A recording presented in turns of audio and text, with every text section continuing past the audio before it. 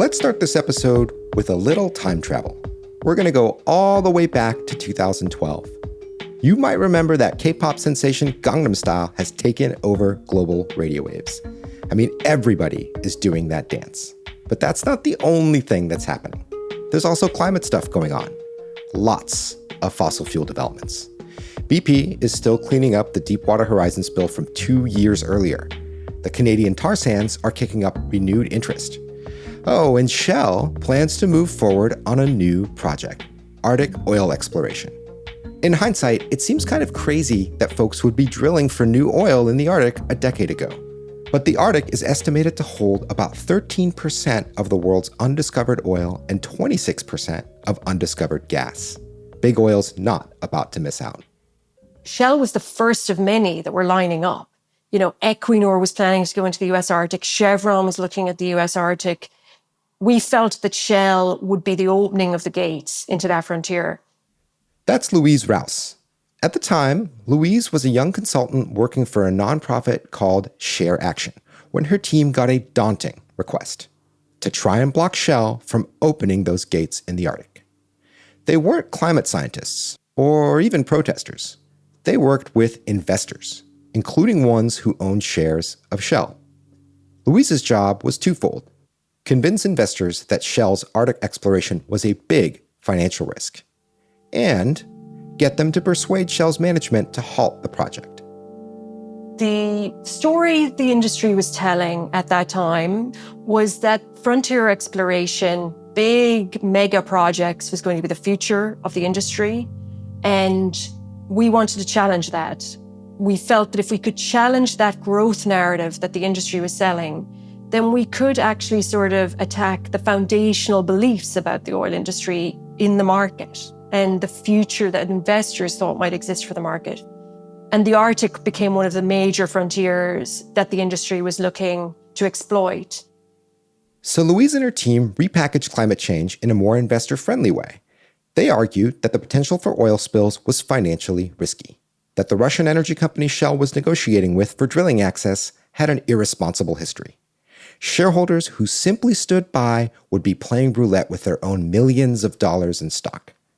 But convincing them was a long and uphill battle. There was a sense of resignation, I would say, among investors early on around the Arctic. One of our first meetings with an investor in London, they listened to the points we were making, and then they said, a progressive investor who I think on a personal level wasn't in favor of Arctic drilling, but professionally said, you know, it's inevitable. The most we can do is sort of manage the risk. But in 2015, after spending a whopping $7 billion on exploration, Shell abandoned the project, citing safety concerns and federal permitting problems. When Shell left the Arctic, I wrote to some investors just to thank them for their work. And one wrote back to say, well, it was inevitable. So that arc of inevitability had shifted completely. It was a huge win. And later in 2015, the Paris Agreement struck another blow to the future of big oil. And waves of big corporations started making net zero climate commitments in line with global 1.5 degree targets. But that didn't mean they'd actually stick to those goals. Louise has spent the years since teaming up with investors to push corporations for climate accountability. And her work is far from over. This is A Matter of Degrees, Stories for the Climate Curious. I'm Dr. Leah Stokes. I'm Dr. Katharine Wilkinson. And I'm Dr. Paasha Mahdavi. We got a lot of doctors in the house today. Yeah, and I don't think any of us could do surgery. Yeah, probably not. Instead, what we're going to be talking about is corporate climate commitments. And Dr. Paasha Mahdavi is a professor like me at UC Santa Barbara, where he also researches energy policy. Well, I'm glad to be here. And I'm really glad that you ended up convincing me to move to Santa Barbara. It's probably like 10 degrees in DC right now. Good life choice all around. So Paasha, tell us about the research you've been doing lately.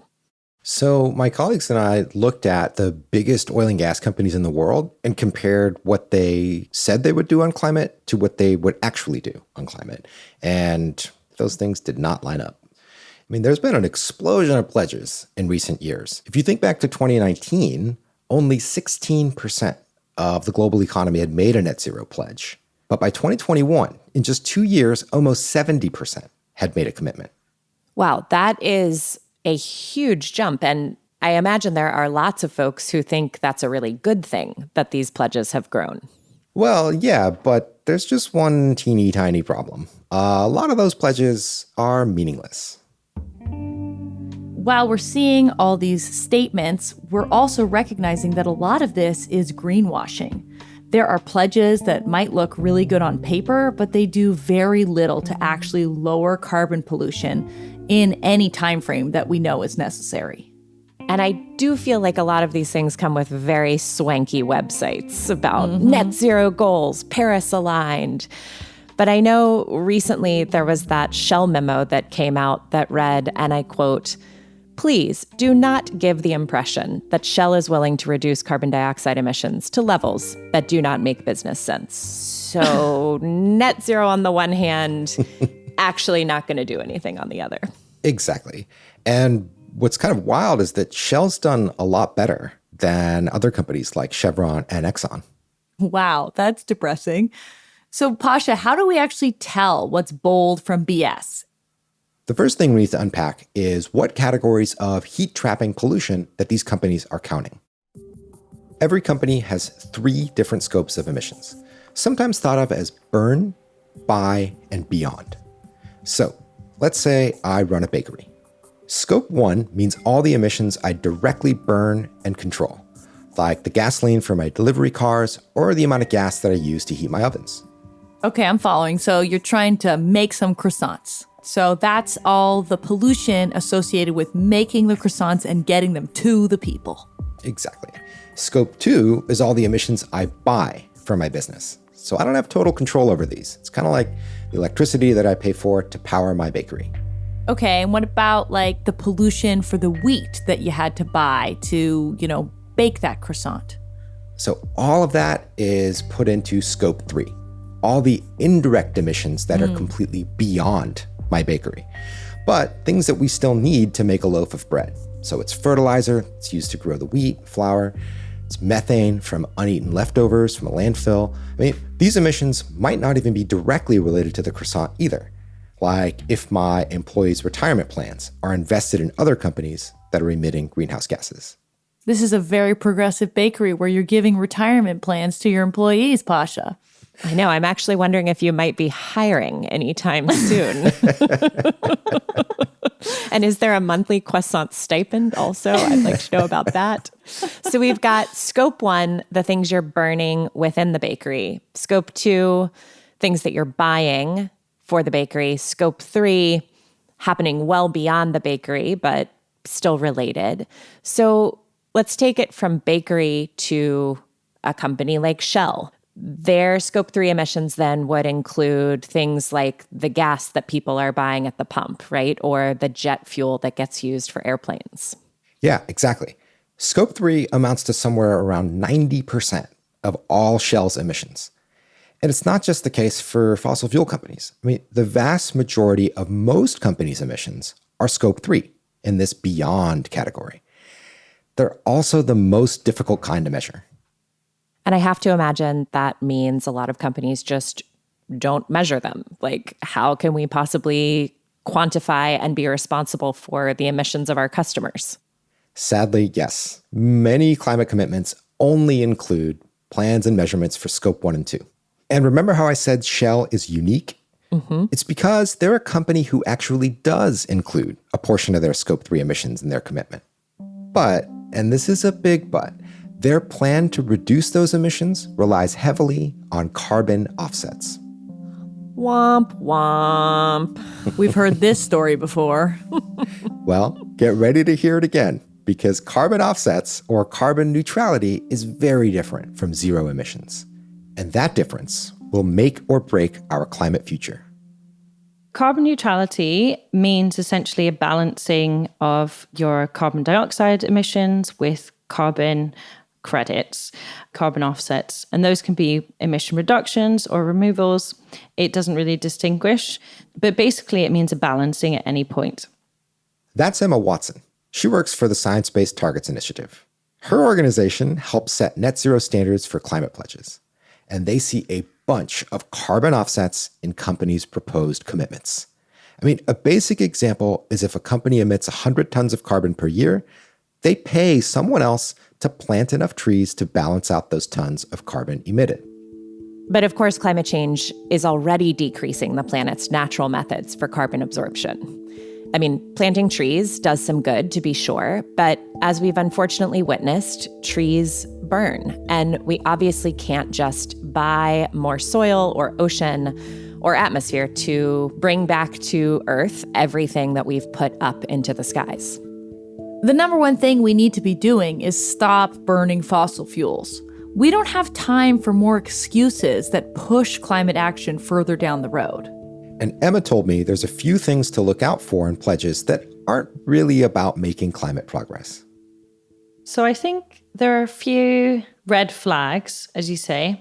The first is when companies say we'll be net zero in our operations, because that tends to be a commitment that a company would make, and it's only covering, in the vast majority of cases, less than 20% of their actual footprint. So I think that's probably a number one red flag. I think also a lot of the time, a really super early date to achieve net zero is a red flag. Although we want to encourage ambition, we don't want that to be based on buying offsets. And really, what is required is pretty much a 90% reduction from companies. So if they're actually going to achieve that, they're not going to do it in the next 5 years most of the time. Emma's job at SBTI is to standardize these net zero goals. Instead of companies just flinging out random reduction percentages, target dates, methods for getting there, and so on, she thinks there needs to be a common standard. Net zero, I would say, is a bit of a Wild West in terms of how companies are defining their approaches to net zero. They're looking at it from lots of different lenses in many different ways. And since around about October 2018, the Intergovernmental Panel on Climate Change, they came out with their special report on 1.5 degrees Celsius. And that was really when the concept of net zero started to gain popularity, and more companies were setting net zero targets. But without that structure, without that definition.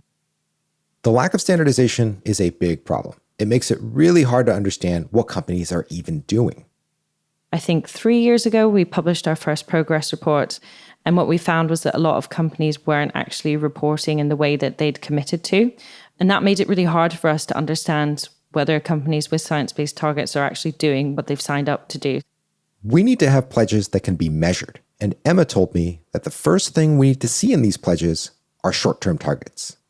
We're looking at a goal, I suppose. And with that goal, you need to have a near-term target. So you need to show that you're taking this short-term action, because we need to be halving our emissions by 2030. So that's the most important first step. The second part is that you have a long-term commitment. And for most companies, as I mentioned earlier, that's going to be a reduction of around 90%. So we want these bold goals with strong, clear, short-term targets. This makes perfect sense to me.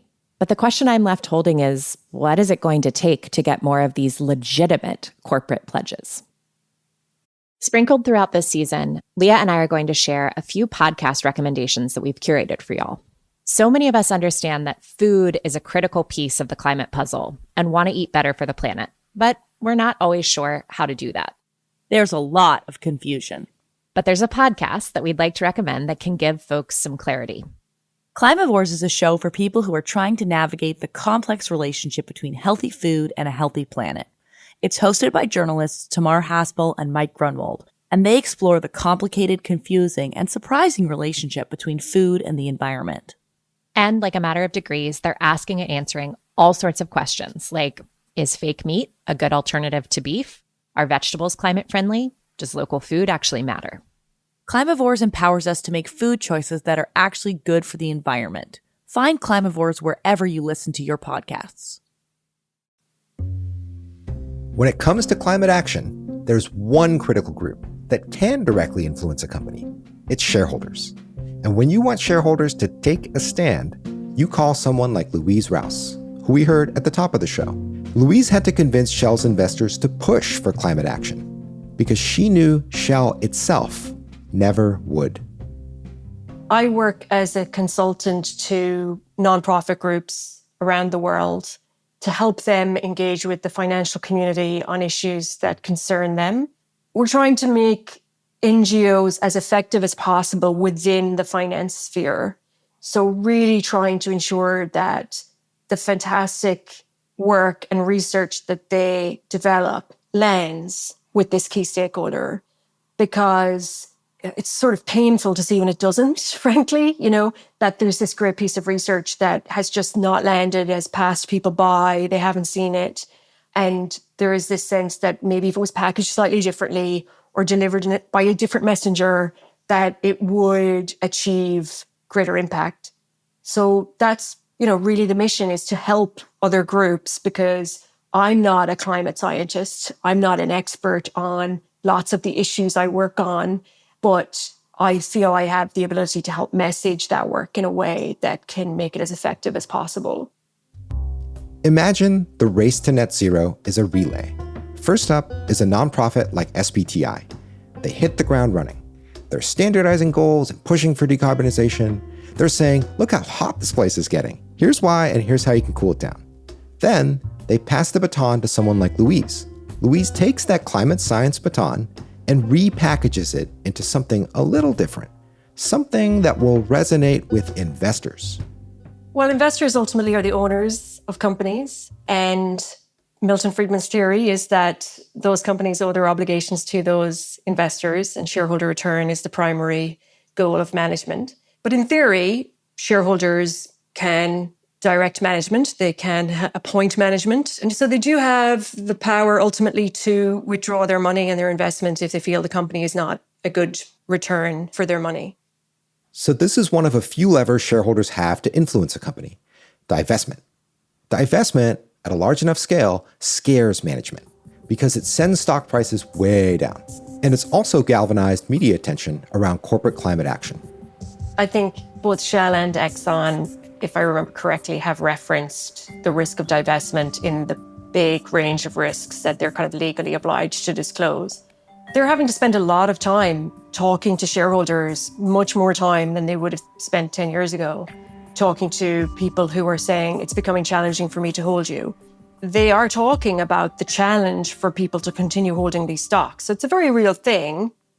It was big news when Harvard announced they'd start divesting their endowment portfolio away from fossil fuels. And they're not the only institutional investor taking this step. But it's not going to solve the problem on its own. I mean, I imagine someone else just buys up those shares and the problem repeats, right? Yeah, because now somebody who owns that stock, they might be less likely to use their shareholder power for climate action to actually make progress. And so divestment might get us some decarbonized companies or decarbonized investment portfolios, but it's not going to get us all the way to a decarbonized economy.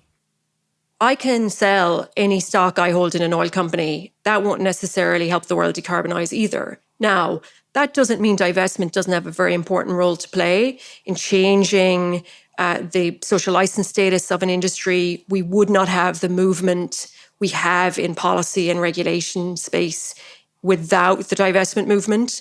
But I think we would need to be cautious about investors dumping various companies and saying, that's it now, that's my climate work done, I have nothing else to do. Luckily, there's another lever beyond divestment. It's called disclosure. Disclosure is one of those terms we hear a lot in the climate space. But Paasha, what does it really mean, and what is disclosure trying to achieve? The core idea is that investors are legally entitled to information that'll allow them to understand risk and make smarter investment decisions. Right. That's a focus of government regulatory agencies like the Securities and Exchange Commission, the SEC. But in the past, climate data has not been part of that legally required information. But back in March, the SEC made a landmark proposal that would actually change this and would make it harder for companies to avoid disclosing their emissions and climate-related risks to investors. It is a big, big deal. Wow, that is a big deal. It basically makes the SEC like a referee, right? They're saying if you're a company and you're not disclosing your climate risks, your pollution, you could be penalized. I mean, bring the pain, SEC. But even though rules that require this kind of disclosure are definitely good, much like divestment, they're also not going to be enough. There's a movie in the 90s, Jack Nicholson, called As Good as It Gets. And he is complaining to Greg Kinnear's character about something or other. And Greg Kinnear's character is giving him ineffective advice. And Jack Nicholson says, "I'm drowning and you're describing the water." That is sort of my view about disclosure. There is an element that we know we're drowning and we're obsessed with describing the water and ensuring that the water is adequately described. And meanwhile, it continues to rise. Disclosure is a necessary but insufficient condition. So the danger is an over-reliance on disclosure as the mechanism by which you change the behavior of people in the market. And there's just way too much optimism that if the market has the information, then it will act on it. And I just don't believe disclosure or lack of disclosure is the primary reason why we're not seeing action on climate change. We're not seeing action on climate change because inaction is quite profitable. We're not seeing action on climate change because the financial system is fundamentally structured to be short-termist and so disincentivizes long-term thinking. Not only doesn't incentivize it, disincentivizes it. Yeah, in the short term, climate inaction can be quite profitable for fossil fuel companies and their investors. The challenge is getting them to think longer term, and the financial system disincentivizes that. Right. It's all about next quarter, next year, and it discourages the very kind of longer term thinking we need. But things are changing. I mean, you saw what Louise did with Shell back in 2015, the relative dark ages when it comes to all this stuff. More and more people, including investors, are waking up to climate change, which brings us to our third guest and a third lever for influencing corporations: engagement. Engagements are reaching out to corporations, asking them for material information. If they respond, then we basically work with them in agreements over time. If they don't respond, then we escalate to what's called a resolution. That's Jill Courtenay, a director at As You Sow, a shareholder advocacy nonprofit that pushes for climate action. She told me how engagement works with corporations in practice. I've been working with As You Sow now for close to 4 years. And even a couple of years in, I didn't quite understand what we were doing. I was still learning. It's just, It's so involved and it's so detailed. And I was so surprised that a lot of the things that I had been reading about, like some of the changes that McDonald's was making with their plastics, things that Dunkin' Donuts was doing with their cups. And it's like all of these things related to plastics, all of these things related to pesticides, that a lot of the results that I was seeing and experiencing just as an everyday customer had actually started as a shareholder resolution. Wow, that's really cool that shareholder resolutions are making such a difference. How does that actually work? A shareholder resolution is basically a formal request.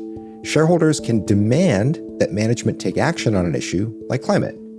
It's what you do if you've asked politely and a company still isn't making any changes. Because remember, many shareholders are part owners of a company because of the stocks that they hold. And that gives them important rights they can use to affect change. And the first one is your right to request material information.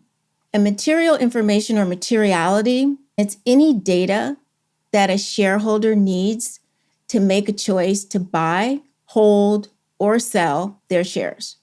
And voting your proxy is another right that you have as a shareholder.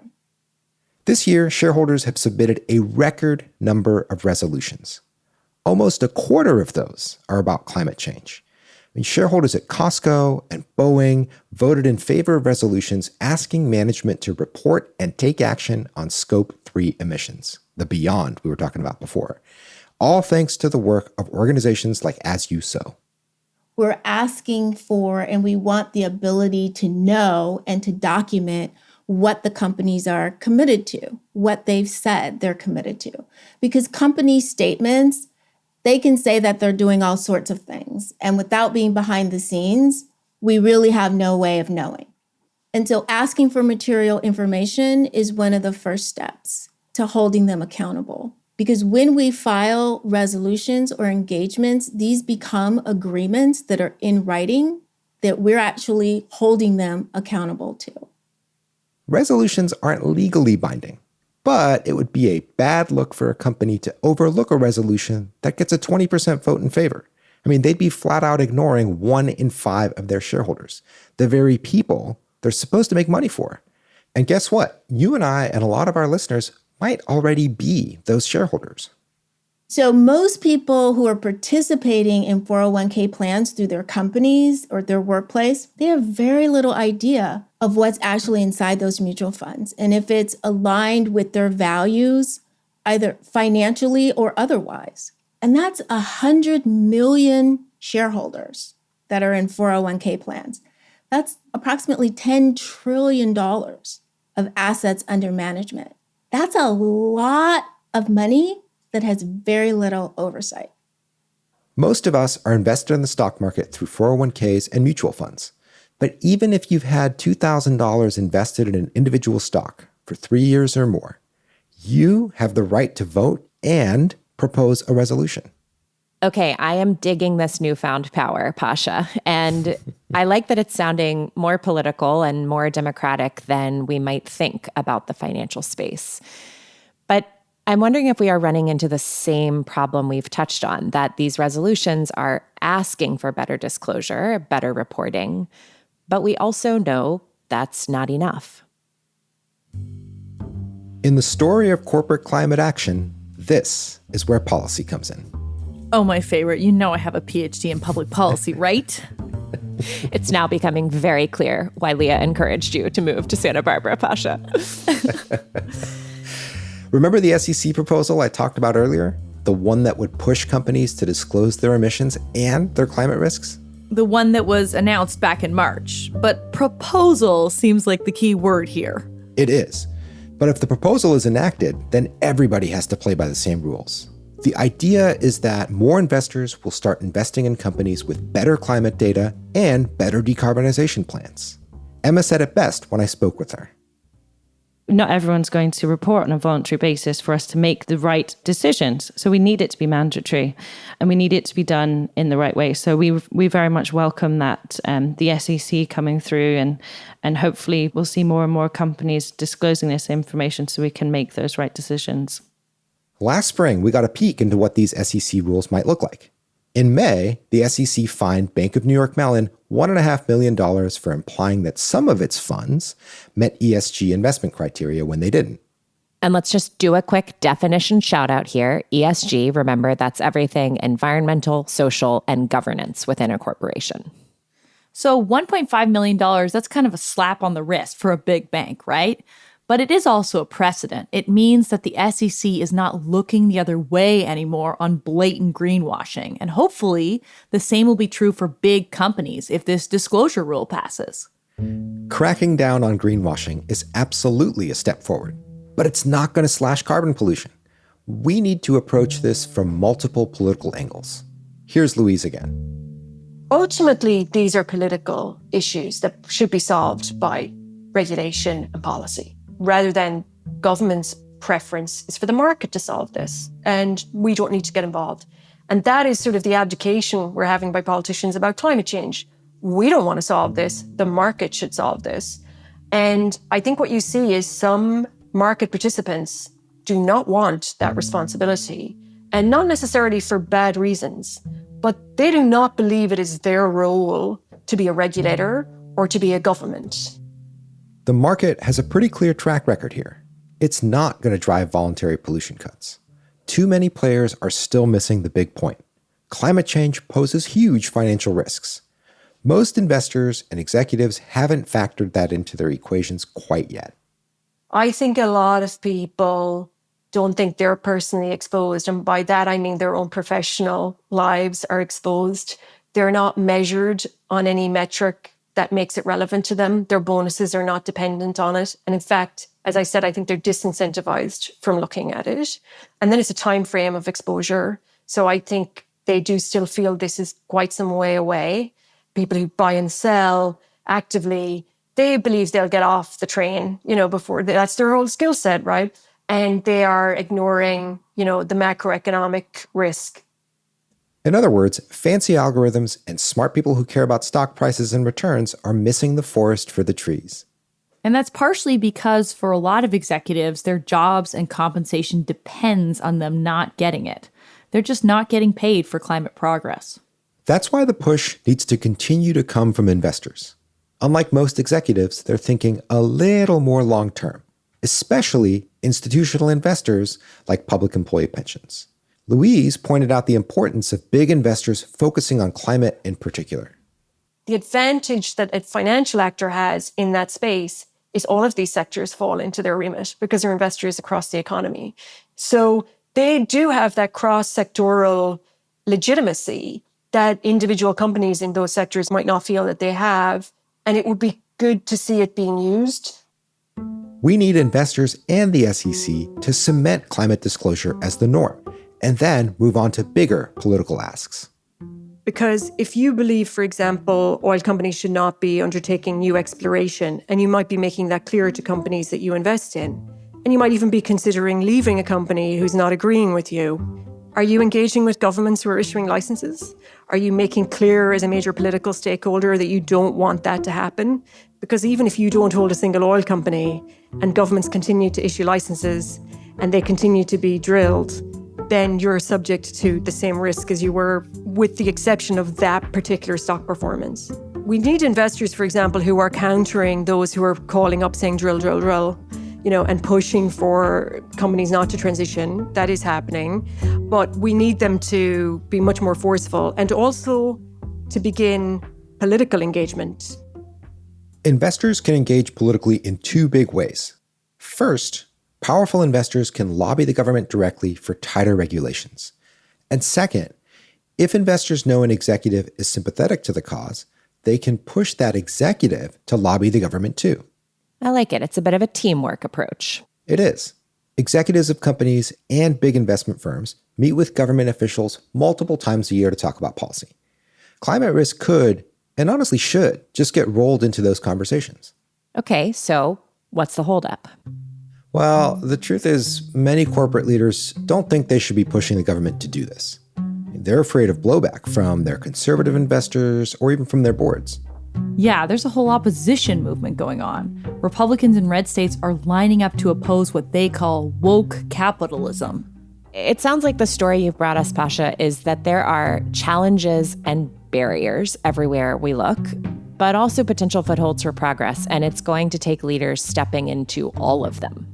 Right, we've learned about divestment, disclosure, shareholder engagement and resolutions, lobbying, and ultimately changing the rules with policy. There's a lot that can be done.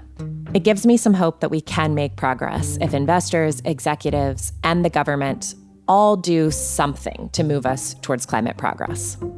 We know change can happen, even in the depths of the fossil fuel industry. And that's where I want to end today's episode, with perhaps the most famous battle, which happened at Exxon. Back in 2017, the company had refused to disclose information about what are called stranded assets, investments that might never pay off as the climate crisis grows and the world stops using oil. And the shareholders agreed that the company was creating too much risk. Stranded assets, it means that they're pouring capital expenditures into searching for more oil and gas that would never be commercialized. It needed to stay underground because it was beyond the climate limits. And so we deemed that as a waste of money.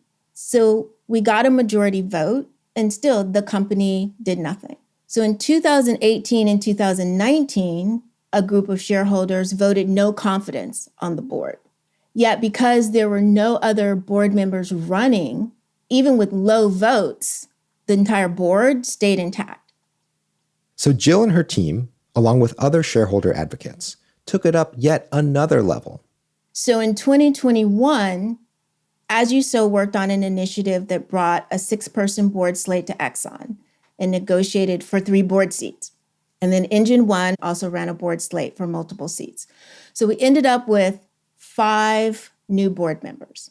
Then Exxon offset this by increasing its board size from a 9-person board to a 12-person board. So it would still have the majority. It was a big moment that shows the power shareholders can have. But Exxon fought back with a move of its own. They're fighting to keep control and keep polluting. Ultimately, this story may end in the courts. So we're now suing 7 oil and gas companies through what's called derivative action, where we actually represent the company and sue our own board for breach of fiduciary duty. That is what it has come to with the oil and gas companies. Holding fossil fuel companies accountable is not simple. But with folks like Emma, Louise, and Jill leading the way, we have a chance. We now know when corporate plans are meaningless, but we also know what it would take to make them legitimate. Together, these advocacy groups are writing a new playbook for corporate accountability in the era of the climate crisis. And in the long run, I believe we are going to win. A Matter of Degrees is co-hosted by me, Dr. Leah Stokes. And me, Dr. Katharine Wilkinson. And this week, it's also hosted by... Me, Dr. Paasha Mahdavi. We are a production made in partnership with Frequency Media, the 2035 Initiative at UC Santa Barbara, and the All We Can Save Project. Thanks to our funders and supporters who make this show possible.